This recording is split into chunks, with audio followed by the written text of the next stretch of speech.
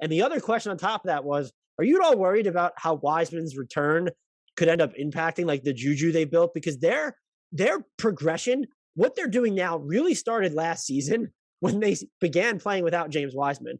And Yep. maybe they're at a point where they have the luxury of just saying, well, we're not going to make him a huge part of the rotation. Then we have Kevon, Looney, Draymond at the 5. We've gotten good minutes from Nemanja, Bjelica. At the same time, if you end up basically punting on the first 2 seasons of his career, then that becomes this huge deal that you have to tackle.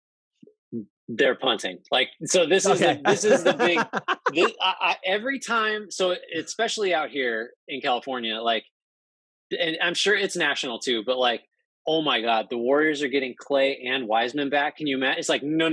The Warriors are getting Clay back, and Wiseman will also be healthy at some point. But to like equate the potential impact of the two is insane. Like, Wiseman made them worse last year. He's not a good NBA player, like, let alone a good NBA player that deserves minutes on a team that's got the best record in the league and is like killing every other good team it plays.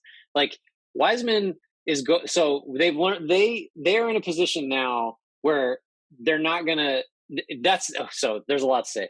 It's tempting for sure, because you could be like, they're this good, and you could trade Kuminga and Wiseman and a pick and really get no worse at all in terms of your on-court product this year, and add somebody at a decent salary that's really good. Like, you could go do that right now and make this team way better.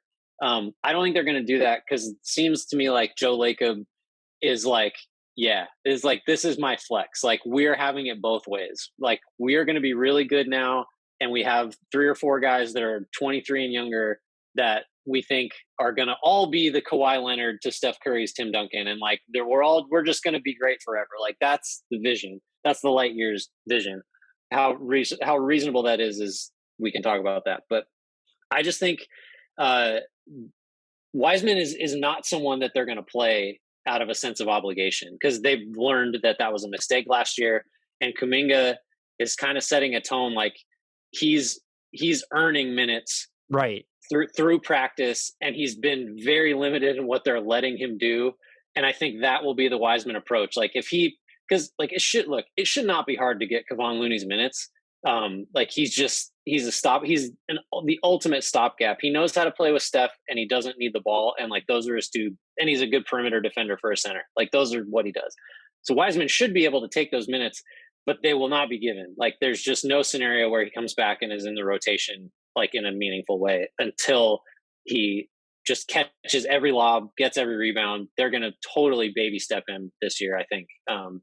Which is the right call. Why give him? Why mess around with what's going on just because you feel like you have to prove that you made a good pick last year? It doesn't make sense. It is bizarre in the sense that when you talk about Clay, you know he's going to take someone's minutes. I'm still trying to figure out who gets impacted the most by him returning. With Wiseman, it's not only we know who would be impacted the most, but you would be in theory okay with it. Kevon Looney's minutes would go down.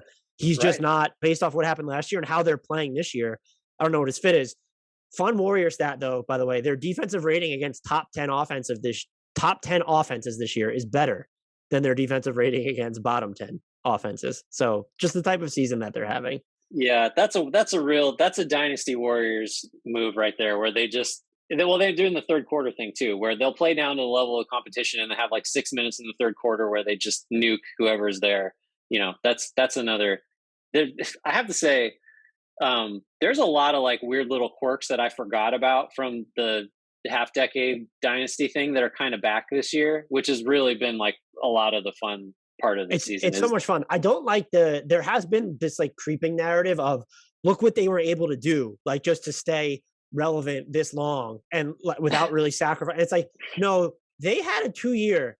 Yeah, they were 15 and 50.